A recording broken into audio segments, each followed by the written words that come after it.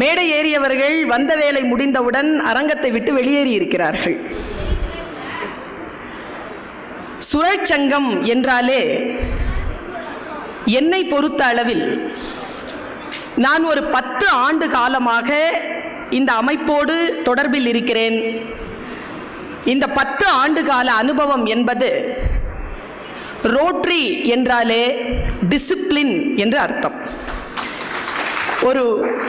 ஒரு ஒழுக்கத்திற்கு, சமூக ஒழுக்கத்திற்கு பெயர் போன ஒரு அமைப்பாக இது இருக்கின்ற காரணத்தினால் இந்த நிகழ்ச்சி என்று சொன்னவுடன் நான் பேசுவதற்கு ஒப்புக்கொண்டேன்.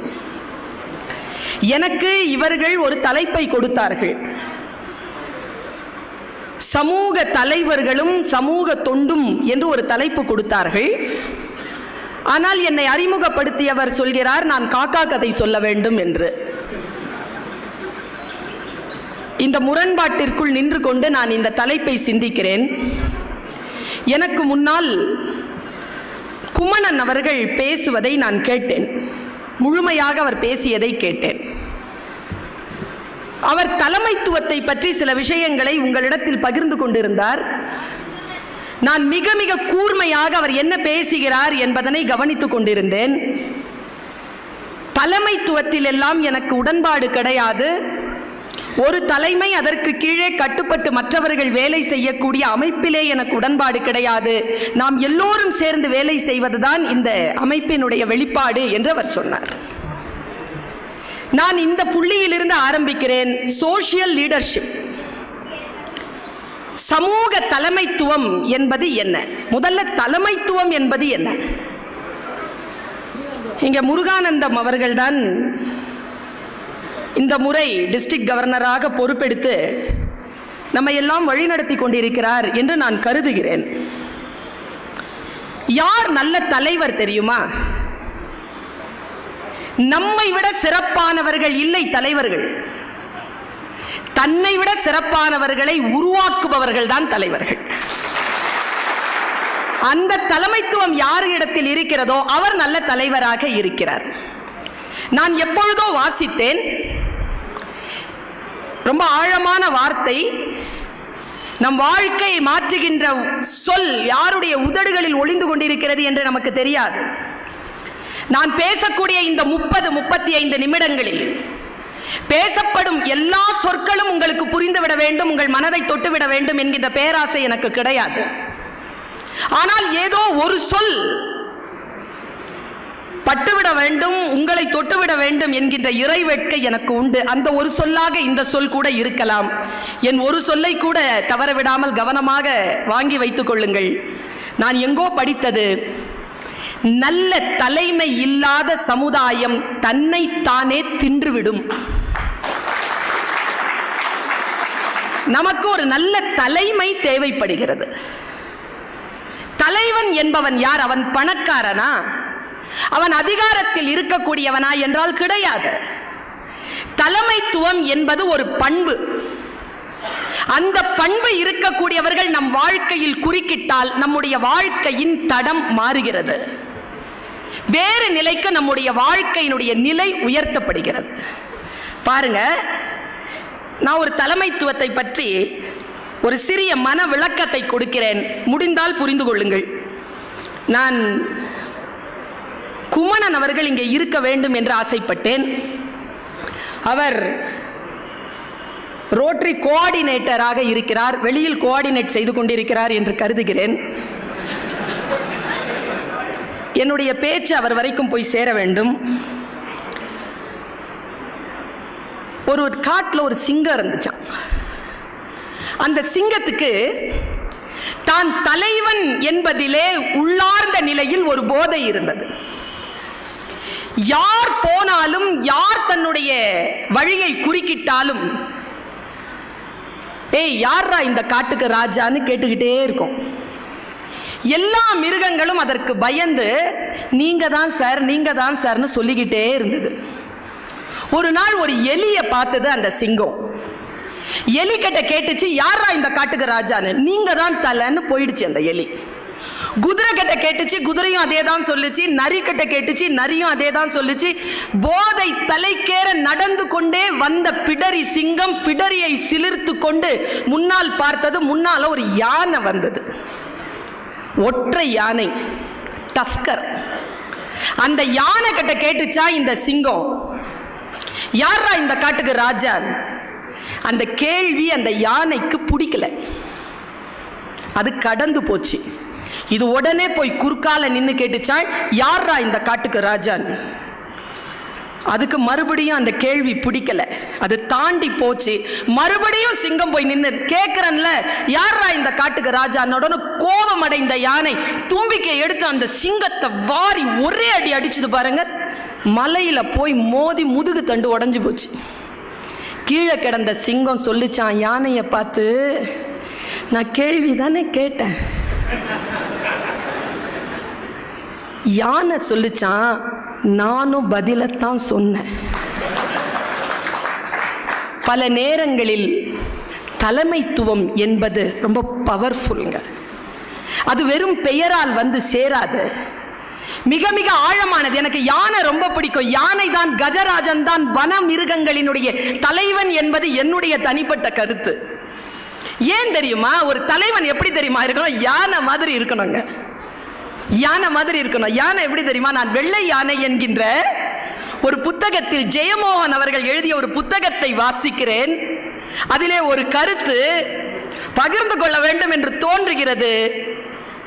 அந்த யானையை பற்றி ஜெயமோகன் இப்படி சொல்கிறார், யானையை எவ்வளவு வேண்டுமானாலும் அடிக்கலாம், நீங்கள் எவ்வளவு வேண்டுமானாலும் துரத்தலாம், எவ்வளவு வேண்டுமானாலும் வசைப்பாடலாம், ஆனால் அதன் எல்லை எது என்று யானை தான் தீர்மானிக்கிறது. ரொம்ப ஆழமான விஷயமாக எனக்கு தோன்றுகிறது. பர்சனாலிட்டி இருக்குல்ல, அதை டெவலப் பண்ண முடியாது, எந்த பர்சனாலிட்டியையும் டெவலப் பண்ண முடியாது. இருப்பதை சரி செய்து கொள்ள முடியும். இருப்பதை சரி செய்து கொள்வதற்கான வாய்ப்பாகத்தான் நான் இத்தகைய மன்றங்களை பார்க்கிறேன். எனக்கு ரொம்ப பிடிச்சது உங்க டிஸ்ட்ரிக்ட் கவர்னர் சொன்னது, சே எஸ் என்று சொல்லிக்கொண்டே இருந்தார். எதற்கு எஸ் சொல்வது? when I want to say no, I don't want to say yes. அப்படிதானே? நான் நோ என்று சொல்லக்கூடிய இடத்தில் நான் எஸ் என்று சொல்ல வேண்டும் என்றால் நீங்கள் என்ன கன்வின்ஸ் பண்ணணும். சரியான கன்வின்சிங் எங்கே வருகிறதோ அங்கே நல்ல தலைமை நிகழ்கிறது என்று பொருள்.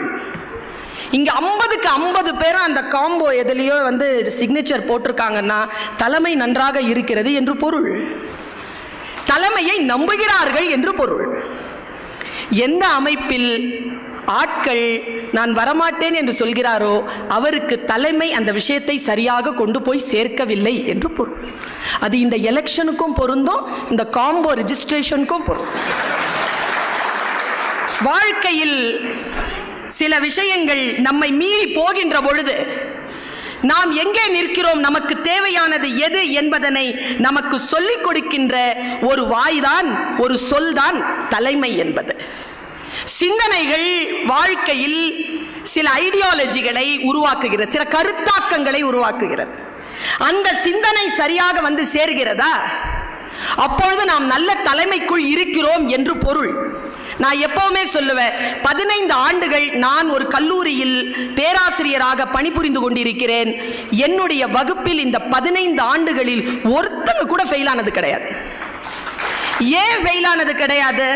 அவ தயாரா தான் இருப்பா ஃபெயில் ஆகிறதுக்கு, நாங்க விடுறதில்லை. அதுதான் நல்ல தலைமை என்பது. ரொம்ப அழகா ஒருத்தங்க சொன்னாங்க, இங்க குமணன் சார் தான் சொன்னாருன்னு நினைக்கிறேன். தலைமைங்கிறது என்ன தெரியுமாங்க? ஏதோ ஒரு புத்தகத்தில் படித்தேன். ஒரு சிங்க கூட்டம், ஒரு கழுத தலைமை, ஒரு கழுத கூட்டம், ஒரு சிங்க தலைமை. எது ஜெயிக்கும்? கழுத கூட்டம் தான் ஜெயிக்கும். ஏன்னா சிங்கம் தலைமை தாங்கி இருக்கிறது. எது தலைமை தாங்குகிறதோ அதனுடைய தன்மை அந்த கூட்டத்திற்கு வந்து சேரும் என்பதனை எப்பொழுது நாம் நினைவுபடுத்திக் கொள்கிறோமோ தலைமைத்துவம் அவ்வளவு சரியாக செயல்படும். எனக்கு ரொம்ப ஆச்சரியமான ஒரு விஷயம், பல நேரங்களில் நாம் சில மனிதர்களை பார்க்கிறோம், அவர்கள் எந்த தலைமைத்துவத்திற்குள் அடங்க மாட்டார்கள், ஆனால் அவர்கள் செய்த காரியங்களால் அவர்கள் மிகச்சிறந்த தலைவர்களாக இருக்கிறார்கள். எனக்கு ரொம்ப பிடித்தமான ஒரு தலைவனை சொல்கிறேன். நான் எந்த கட்சிக்கும் உட்படாமல் சொல்கிறேன், எந்த மதத்திற்கும் உட்படாமல் சொல்லுகிறேன். ஒரு தனி மனிதனை பார்க்கின்ற பொழுது அந்த தனி மனிதனிடத்தில் நாம் கற்றுக்கொள்வதற்கு என்ன இருக்கிறது? நம்முடைய வாழ்க்கையில் நாம் பின்பற்றக்கூடாதது எது, பின்பற்றக்கூடியது எது என்கின்ற அனுபவங்களை அந்த தனி மனிதன் மூலமாக பெறக்கூடிய ஞானம் எவனுக்கு இருக்கிறதோ அவன் வாழ்க்கையில் ஜெயிக்கிறான். Don't bias. எந்த ஒரு ஏற்றத்தாழ்வும் இல்லாமல், எந்த ஒரு கருத்து முன்முடிவும் இல்லாமல் மனிதர்களிடமிருந்து கற்றுக்கொள்வதற்கான வாய்ப்பை பெறுபவன் உயர்கிறான். எனக்கு ரொம்ப பிடித்த ஒரு தலைவனை சொல்கிறேன், கர்ம வீரர் காமராஜர். ஏன் நான் அவரை தலைமை என்று சொல்கிறேன் என்றால், சில விஷயங்களை வாசிக்கிறேன் அவரை பற்றி. என்ன ஒரு லீடர்ஷிப்புங்க, என்ன ஒரு குவாலிட்டி. எஸ்கேபிசமே கிடையாது. நான் இல்லைங்க, நீங்க தாங்க எல்லாம் சொல்லலைங்க. அந்த மனுஷன் உட்கார்ந்து இருக்கிறாரு டேபிள்ல, முதலமைச்சர் டேபிள். எல்லா லீடர்ஸ்க்கும் பொருந்தும் இது. சில டிசிஷன் மேக்கிங் நீங்க தான் செய்யணும். கருத்துக்களை மற்றவர்களிடத்தில் கேட்கலாம்.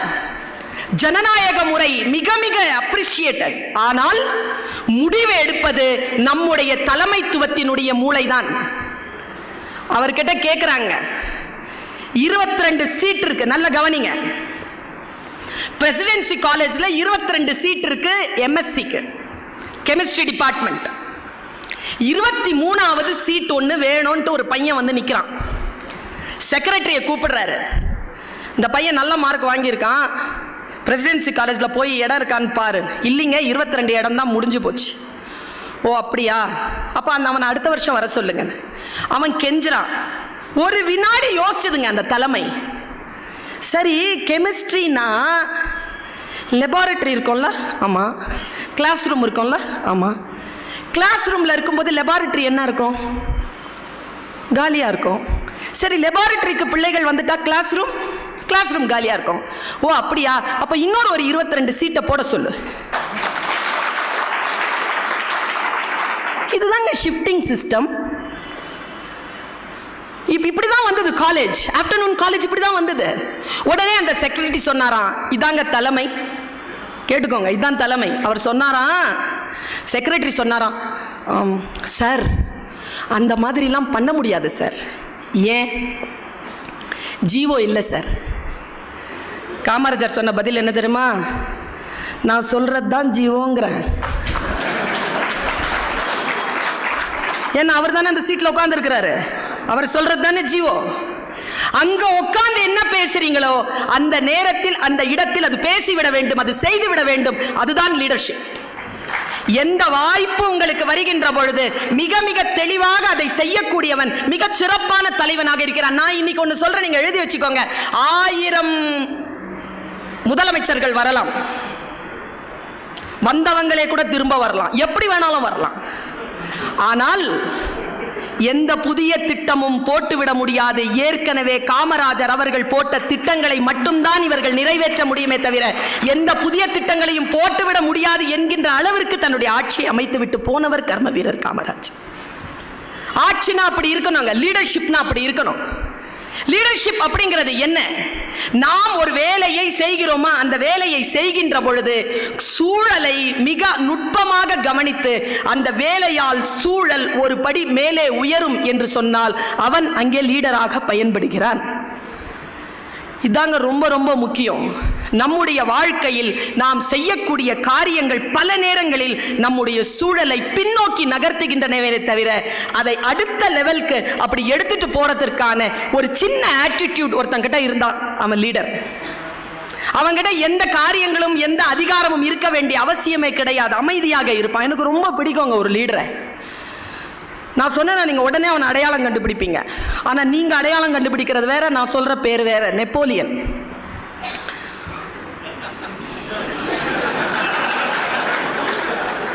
நான் சொல்றது மாவீரன் நெப்போலியன். Very powerful man. அதனால தான் அதுக்கு அந்த பேரை வச்சிருக்காங்க போல. எனக்கு இந்த மாதிரி கான்ஃபரன்ஸில் பெண்களை பார்த்தால் சந்தோஷம். ஏனால் நெப்போலியன் என்று பேசினாலே அது மாவீரன் நெப்போலியனை பற்றி மட்டும்தான் இருக்க வேண்டும் என்றால் அந்த கூட்டத்தில் பெண்கள் இருக்க வேண்டும். அதனால் நான் அவர்களை முன்வைத்து இந்த வார்த்தையை சொல்ல எனக்கு ரொம்ப பிடிக்குங்க. அந்த லீடர் என்ன லீடருங்க அவன். நான் போயிருந்தேங்க, பிரான்ஸ் போயிருந்தேன். 4 அடிங்க, 9th ஸ்டாண்டர்ட் பாய் மாதிரி இருக்கிற அவனுடைய ட்ரெஸ் வந்து அந்த வர்சைல் அவனுடைய அரண்மனைக்குள்ள இருந்தது. என்ன லீடர்ஷிப்! ஒரு போர் வீரனாக, அதுவும் அந்த தாய்நாட்டுக்குரியவன் இல்லை, அவன் ஒரு போர் வீரனாக ஜாயின் பண்றாங்க. 17 வயசுல, 25 26 வயசுல அவன் வந்து அந்த நாட்டுக்கு பேரரசன். என்ன குவாலிட்டி இருந்ததுங்க அவன்கிட்ட! என்ன அலர்ட் தெரியுமா? அவன் is very alert, very alert. நீங்கள் யூடியூப்பில் பார்க்கலாம். நான் எப்போவுமே ஜனவரி 1 என் டைரியை எடுத்து நான் ஃபஸ்ட்டு எழுதுறது அவன் சொன்ன வாசகம்தான். அவன் எனக்கு சொல்லிட்டு போன வாசகம். முடிந்தால் அதை உங்களுக்கு புரிந்தால் நீங்களும் அதை எடுத்துக்கொள்ளுங்கள். அவனுக்கு நீச்சல் தெரியாது. நீச்சல் தெரியாதே, உனக்கு நீச்சல் கற்றுக்கொள்ளலாம் இல்லையா என்று கேட்டார்கள். அதற்கு அவன் சொன்ன பதில்தான் என் டைரியின் முதல் வாசகம். நான் சுறாக்கள் இல்லாத ஆழ்கடலில் நீச்சல் பழகுவதில்லை. என்ன சொல்லுங்க இது! என்ன சொல்லுத! நீச்சல் தெரியாதுங்க, பழகணும். கடல்ல தான் பழகுவானா, ஆழ்கடல்ல தான் பழகுவானா. பழகும் போது சொரா இருக்கணுமா? எப்ப சொல்! அவன் அப்படிதான் வாழ்ந்தான். நான் போயிருந்தேன், அவனுடைய சமாதியை பார்க்க போயிருந்தேன். சீன் நதிக்கரையில் நான் புதைக்கப்பட வேண்டும் என்று சொன்னான். சீன் நதிக்கரை அவனுக்கு ரொம்ப பிடிக்கும். போயிருந்தேன். நேராக போய் பார்த்தா பெரிய பியானோ மாதிரி வச்சிருக்கிறான் அவனுடைய அஸ்தியை. பார்த்துட்டு மேலே போய் பார்த்தேன். கீழே போய் பார்க்கணுன்னா கீழே போய் கூப்பிட்டுட்டு போனேன். அங்கே போய் பார்த்தேன். நான் சொன்னேன், கீழே இவ்வளோ பிரம்மாண்டமாக தெரியுது, ஏன் முதல்ல மேலே கூட்டிகிட்டு போய் கீழே கூப்பிட்டு வந்தீங்கன்னு. அதுக்கு அந்த கைட் சொன்ன பதில் என்ன தெரியுமா? எங்கள் தலைவனை, எங்கள் நாட்டின் பேரரசனை நீங்கள் சமாதி நிலையில் பார்க்க வேண்டும் என்றாலும் முதலில் தலை வணங்கித்தான் பார்க்க வேண்டும், பிறகு நேராக பார்த்து கொள்ளலாம் என்று சொன்னார். லீடர்ஷிப்புங்க. ஒரு மனதிலே நான் சொல்கிறேன், இதோ உங்களுடைய முருகானந்தம் டிஸ்ட்ரிக்ட் கவர்னராக இருக்கிறார். எனக்கு தெரியாது, நான் எப்போவுமே சொல்கிறது வழக்கம், எலெக்ஷனுக்கு எவ்வளோ செலவு பண்ணுறீங்க எப்போ, அதுவும் கவர்னர் எலெக்ஷனுக்கு. இங்கே எப்படின்னு எனக்கு தெரியாதுங்க.